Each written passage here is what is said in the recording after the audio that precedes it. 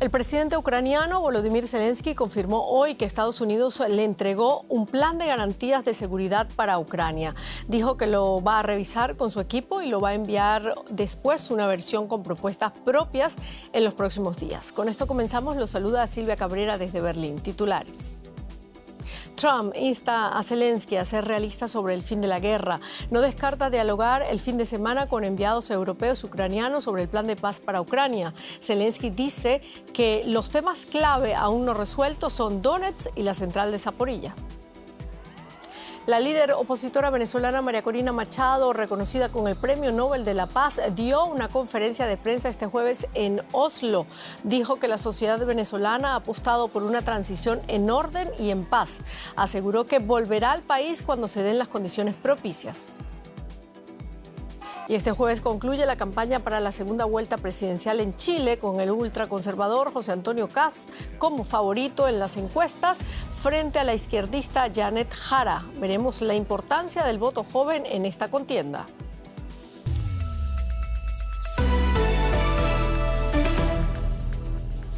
Bienvenidos. El presidente de Ucrania, Volodymyr Zelensky, dijo este jueves que ha recibido de Estados Unidos un plan de garantías de seguridad para Ucrania que revisará con su equipo y que devolverá en unos días, añadiendo sus propias propuestas.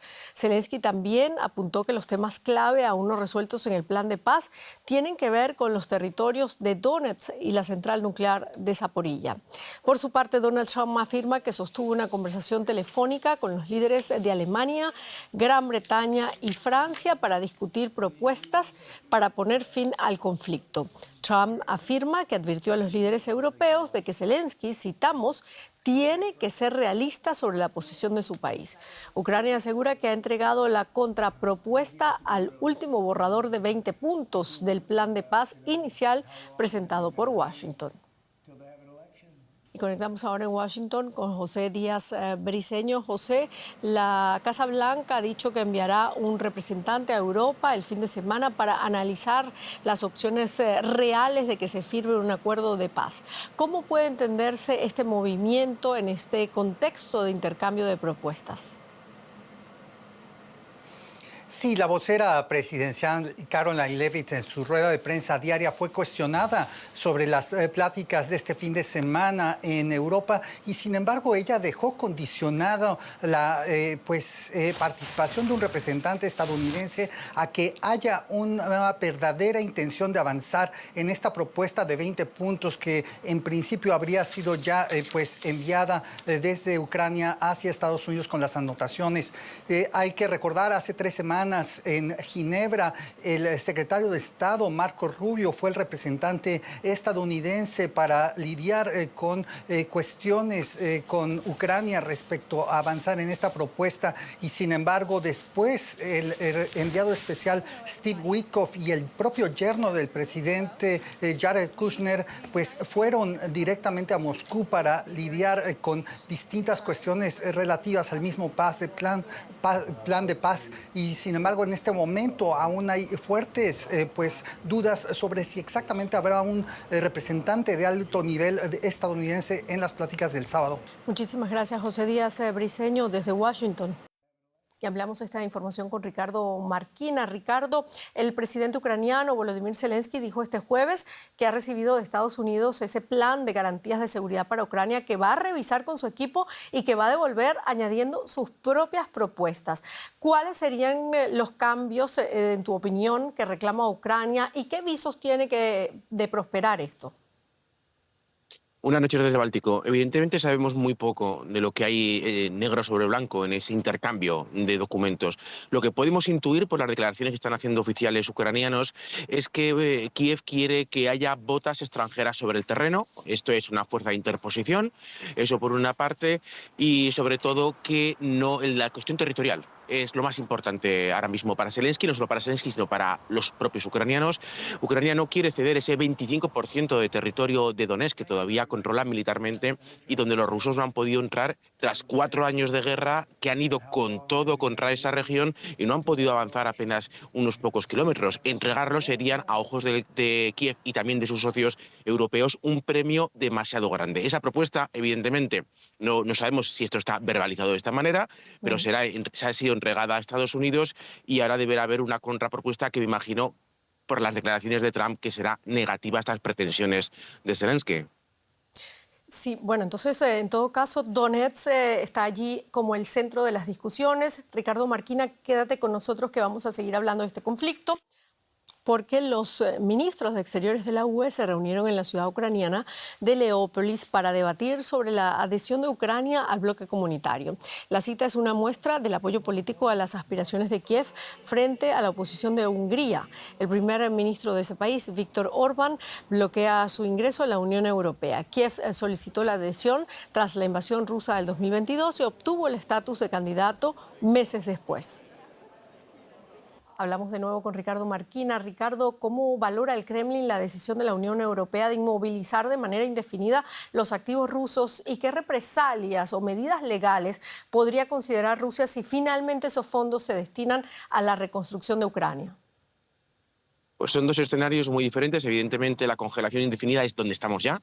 Rusia no puede tocar, no puede mover ese dinero desde que comenzó la guerra, y eso ha puesto pues declaraciones pues muy subidas de tono por parte de Moscú, pero nada más. En cambio, a la posibilidad de que esos fondos sean confiscados y utilizados para ayudar a Ucrania, allí Moscú ha subido mucho el nivel. El propio Dmitry Medvedev, el expresidente, dijo que sería casus belli, causa de guerra contra la Unión Europea. Algo que evidentemente es muy difícil de imaginar. Rusia no va a ir a la guerra por esos activos, por ese dinero, pero sí que se puede esperar, si finalmente la Unión Europea da ese paso, es una confiscación de bienes europeos, tanto de países individuales de la Unión Europea como de empresas, individuos dentro de Rusia. Ese será un paso que, sin duda ninguna, Rusia no le temblará el pulso a darlo si finalmente Europa confisca esos fondos rusos en Bruselas. Interesante lo que dices. Muchísimas gracias, Ricardo Marquina. Ustedes. Y Rusia ha intensificado su ofensiva en el este de Ucrania y asegura haber tomado el control de Pokrovsk tras meses de combates, un enclave muy importante por su valor estratégico en las comunicaciones de la región.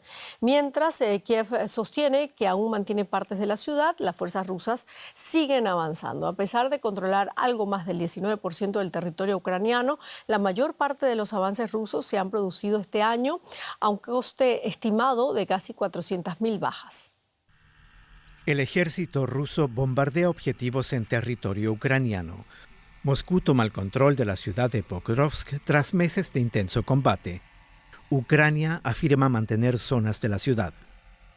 Para Rusia, el control de Pokrovsk resultaba prioritario por ser un punto neurálgico de comunicaciones. Las fuerzas rusas intentan ahora sitiar Konstantinova.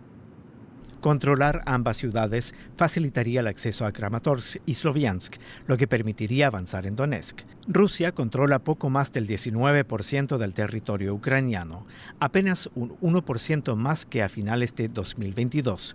La mayor parte de esos avances se han producido este año con casi 400.000 bajas. A Ucrania le faltan soldados y la moral es baja. Sin embargo, en el frente vuelan drones de alto impacto, lo que impide un avance rápido de Rusia.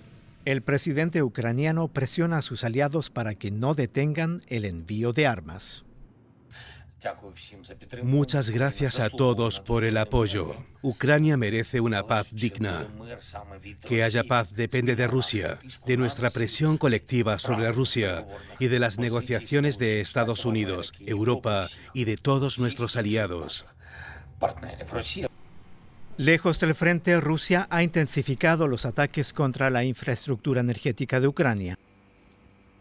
Es invierno y muchas zonas carecen de calefacción y los cortes de electricidad afectan incluso a Kiev, donde solo hay unas 10 horas de electricidad al día.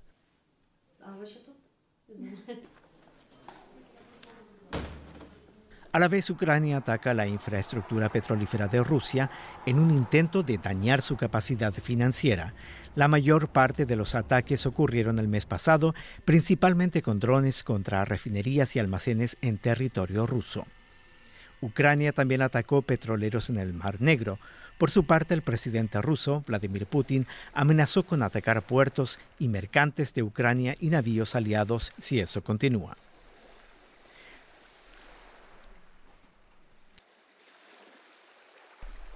La opción más radical es aislar a Ucrania del mar.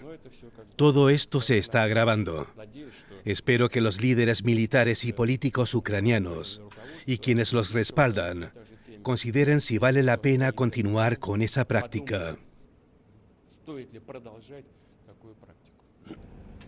Mientras que Estados Unidos y Europa preparan diferentes escenarios de paz, Rusia y Ucrania se infligen mutuamente el mayor daño posible para poder obtener el mayor beneficio. Y el secretario general de la OTAN, Mark Rutte, urgió este jueves en Berlín a los países miembros de la alianza a aumentar el gasto en defensa y la producción de armamento para evitar una guerra con Rusia y advirtió que los aliados son el próximo objetivo del Kremlin. Asimismo, el canciller alemán Friedrich Merz se ha comprometido a aumentar la presión sobre Rusia y apoyar a Ucrania. Confirmó que él y otros líderes europeos habían comunicado a Trump que solo Ucrania puede determinar su territorio en cualquier acuerdo de paz. Merz anunció que espera que Berlín acoja la semana que viene una reunión clave para el futuro de Ucrania, en la que podría participar también Washington. DW le preguntó al canciller acerca de las preocupaciones europeas derivadas de la nueva estrategia de seguridad nacional de Estados Unidos. Hoy por hoy no tengo motivos para dudar de los acuerdos que hemos alcanzado con Estados Unidos en el marco de la Alianza Atlántica. También estoy seguro de que nos esperan años difíciles, por lo que tendremos que ser mucho más fuertes de lo que somos ahora, tanto en materia de política de seguridad como de política económica. Y vamos a Argentina, ¿no? Así es, Silvia, porque cada día cierran 28 empresas en este país, mientras el gobierno de Milei, que esta semana cumple 2 años, realiza una apertura radical de la economía. Uno de los últimos cierres fue el de la fábrica de lavadoras que Whirlpool había inaugurado hace solo 3 años para exportar a toda Sudamérica. Milei alega que ahora los argentinos pueden comprar productos más baratos y que los despidos o los despedidos conseguirán trabajo en otros sectores más productivos. Otros advierten que lo único que crecen son empleos de choferes y repartidores de plataformas y reclaman políticas específicas que acompañen a las industrias ante la nueva competencia. Esta era la fábrica argentina de Whirlpool en 2022 y esto es hoy. Hace 3 años, la empresa norteamericana inauguró una planta de lavarropas en Buenos Aires para exportar el 70% de su producción. Hace 2 semanas la cerró y despidió a 220 obreros por falta de competitividad para exportar y enfrentar la apertura de importaciones que inició el presidente Javier Milei. En su primer año y medio de gobierno cerraron 28 empresas por día y se perdieron 236.000 empleos formales. Así lo explicó el propio Milei. ¿Cuántas veces escucharon? No, porque si abren la economía el sector X va a caer. ¿Y? Determinado sector quiebra es porque el bien que ustedes están trayendo de afuera es de mejor calidad y o más barato. Maximiliano trabaja en Whirlpool.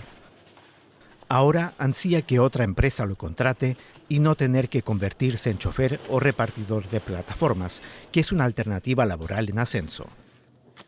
No está de acuerdo con la visión del gobierno. No es primero, dejo a la mitad de que se ahoguen, pero estiren la mano de que alguien los va a salvar. Yo creo que esa no es la forma. No es la forma porque no es de que está, o no es que pasó quizás con una empresa, con 2 empresas. Esto es una cadena y detrás de cada uno de nosotros hay una familia. Belén Lorrusso exporta tornillos para automóviles en la empresa de su familia y prefiere comprar productos argentinos. Se llevó una sorpresa cuando este año adquirió un lavarropas de marca local, pero al llegar a su casa descubrió que era fabricado en China. Noté algunas diferencias en el precio, pero más o menos dentro del orden del 10%, 15% para características similares de programa y de tamaños del lavarropas. Es importante que las empresas inviertan por cuenta propia y se modernicen. Si no hay política industrial es muy difícil. El gobierno de Milei sostiene que su política industrial es la estabilización macroeconómica, no una específica. Rechaza proteger fábricas mientras incentiva sobre todo la energía y la minería. El experto Daniel Steingart está en desacuerdo con una economía tan cerrada como la que tenía Argentina hasta hace 2 años, pero también rechaza la veloz apertura actual. La economía argentina es verdad que es una partida de niveles muy cerrados y requiere procesos de apertura. Ahora, la apertura vos la podés hacer con paracaídas o sin paracaídas. ¿Qué quiere decir una apertura con paracaídas? Una apertura donde te preocupás por darle competitividad a las industrias para que no cierren tantas, para que tengan oxígeno, bajando impuestos, con un tipo de cambio más razonable. El gobierno argentino descarta una devaluación del peso, pero promueve una flexibilización laboral, rebajas en algunos impuestos y la privatización de la infraestructura de transporte. A partir del reemplazo de productos argentinos por importados, los consumidores de este país pagan menos, pero habrá que ver dónde consiguen trabajo los obreros de esta periferia de Buenos Aires. Más noticias, Silvia. Nos vamos ahora directamente a Oslo porque la líder opositora venezolana María Corina Machado confirmó este jueves que recibió ayuda de Estados Unidos para salir de Venezuela y poder llegar a Oslo, donde ayer su hija, Ana Corina Sosa, recogió el Premio Nobel de la Paz en su nombre. Durante una rueda de prensa este jueves, Machado no desveló detalles de cómo fue su salida del país tras más de un año en la clandestinidad, pero agradeció a todos esos hombres y mujeres, como dijo, que arriesgaron sus vidas para que pudiera estar en Oslo.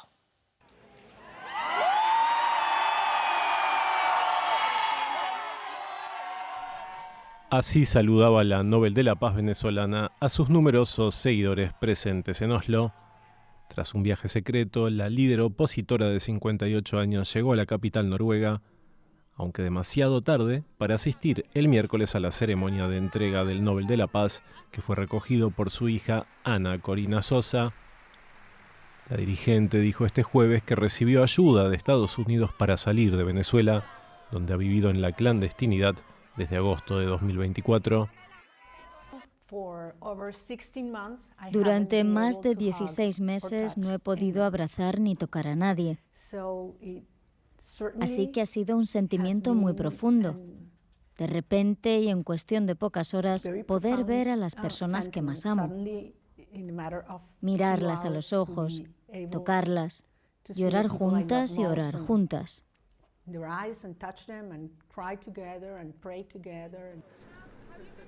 Machado afirmó que pronto estará de regreso en Venezuela y aseguró, aludiendo a todos los exiliados venezolanos, que ellos también podrán volver pronto. Claro que voy a regresar a Venezuela. El gobierno me habría hecho desaparecer si me hubiera encontrado cuando estaba en el país. En rueda de prensa con el primer ministro noruego Jonas Gahr Støre, Machado comentó el despliegue militar estadounidense en el Caribe y la amenaza de una invasión. Algunas personas hablan de una invasión, de la amenaza de una invasión en Venezuela, y yo respondo, Venezuela ya ha sido invadida. Tenemos agentes rusos, iraníes, grupos terroristas como Hezbollah y Hamas operando libremente con el aval del régimen.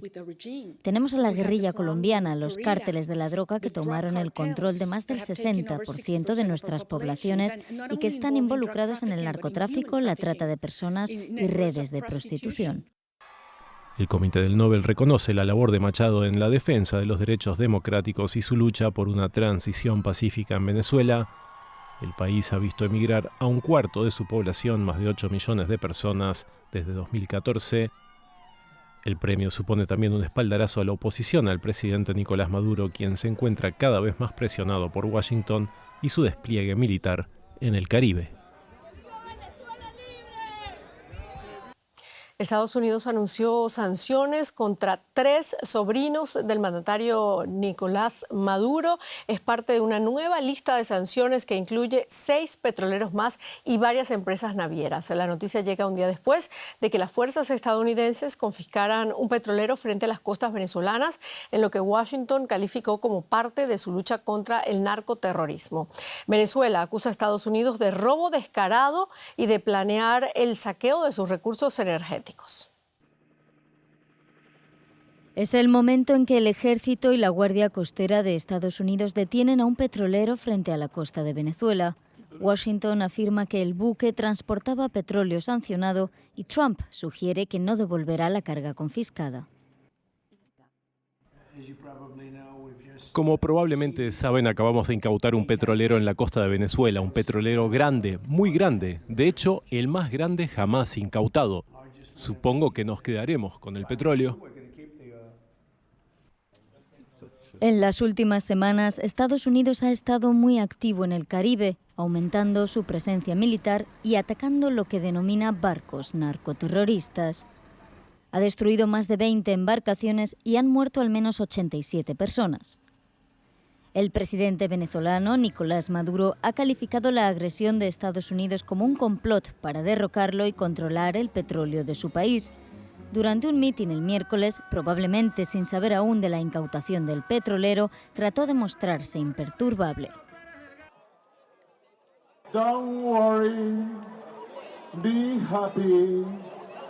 La, la, la, la, la, la, la. Decimos no al intervencionismo, no a los planes de desestabilización de cambio de régimen. Allá el gobierno de Estados Unidos, que se dediquen a gobernar su país. El miércoles por la mañana, la principal rival de Maduro, María Corina Machado, recibió el Premio Nobel de la Paz que recogió su hija en Oslo. Maduro la tildó de criminal fascista nazi y criticó la decisión del Comité del Nobel. Un día plagado de dramatismo en un periodo de crecientes tensiones entre Estados Unidos y Venezuela. Y en esas tensiones ahora se sabe que el petrolero incautado frente a Venezuela irá a Estados Unidos para que su crudo sea confiscado. Elizabeth Hostos, desde Caracas, con los detalles. Elizabeth, ¿cómo ha respondido el gobierno de Maduro a la incautación de este petrolero y a las nuevas declaraciones de la administración Trump? ¿Se percibe un aumento de tensión o medidas adicionales de seguridad dentro del país? Un saludo especial, Silvia. Sí, en efecto, la tensión aumenta porque ya involucra la economía venezolana, el petróleo, el corazón del ingreso a este país. El gobierno de Maduro ha anunciado esta mañana que la acción de los Estados Unidos es abierta a piratería y el gobierno de Maduro ha recibido el apoyo de Vladimir Putin, quien habló por teléfono con Nicolás Maduro hace un par de horas, así como apoyo de los regímenes de Cuba y de Irán. Es un conflicto que va en escala porque, como decíamos, va involucrada la economía venezolana. No se tiene alguna información sobre aumento de la seguridad en el país en los próximos días. No obstante, Maduro siempre está en comunicación con su base social en los medios del Estado y esperaremos noticias en ese sentido, Silvia.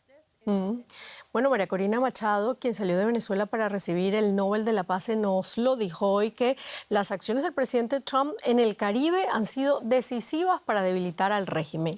¿Ha dicho algo el gobierno de Maduro sobre esto y sobre, por supuesto, la salida de Machado y su reconocimiento? Sí, Silvia, el gobierno bolivariano ha descalificado sistemáticamente la acción de María Corina Machado y la recepción del Nobel de la Paz, no solamente en medios públicos y también en medios privados. En este caso, el gobierno ha anunciado que María Corina estaría involucrada en actos conspirativos fuera de Venezuela y que en los próximos días presentarán pruebas en relación con presunta conspiración entre María Corina, actores de los Estados Unidos y otras naciones de Europa, sin mencionar específicamente nombres. También la Fiscalía General de la República ha anunciado que Machado ya forma parte de los prófugos de la justicia en Venezuela, por lo cual será también procesada judicialmente en el país y también se harán denuncias internacionales al respecto. Silvia. Muchísimas gracias, Elizabeth Hostos, desde Caracas. Gracias a ustedes. Bueno, y de Venezuela vamos directo a Chile porque el voto de los jóvenes podría ser clave en la segunda vuelta presidencial en ese país. Con el debut del sufragio obligatorio en estos comicios, los menores de 35 años ya son 1/3 del padrón electoral. Sin embargo, muchos de ellos aún están indecisos. Los expertos advierten una marcada despolitización entre los jóvenes chilenos y que se evidenció en la primera vuelta.